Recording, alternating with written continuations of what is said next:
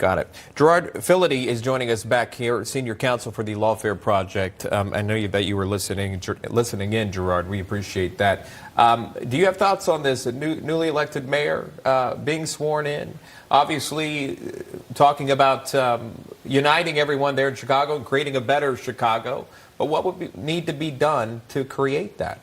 Well, first, let's see what he's already done in his first day of office. He's increased the size of Chicago's bureaucracy. He's appointed 4 or 5 deputy mayors. And when you increase bureaucracy, you affect the economy, you affect the confidence in people that things will actually get done. All you're doing is what you're promising to do, which is raise taxes and create more problems.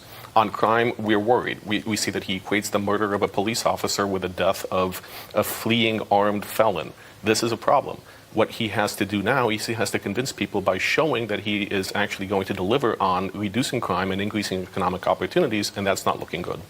The other challenge, as we were pointing out, just the migrant crisis within Chicago. Of course, Logan Raddick's reporting he's got migrants behind him, essentially wondering where they're going to end up going. Now, Chicago is a sanctuary city, right? So if you are seeking asylum, you should, in theory, be welcomed and housed and taken care of in Chicago. But then you pair that, Gerard, with the challenges of regular Chicago residents who've been there, in some cases, for generations, their families now struggling to make a living or an income because you've got businesses potentially moving out due to high crime, or also the increased taxes. You know, how does the mayor balance looking out for residents who've been in Chicago forever versus new arrivals that he might not have the resources to take care of? Well, that's precisely the problem. And right now, the migrant crisis is at the top of the populist agenda for the progressive movement.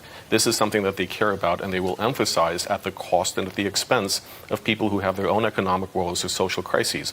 Exactly as you said, taxes have gone up, property taxes are going up, values are going down, the city's not safe, yet the mayor is going to continue a policy of opening their doors to people that they cannot house, cannot feed, and cannot employ. This is failed policy. This is why Chicago is failing, and this is why there needs to be better change.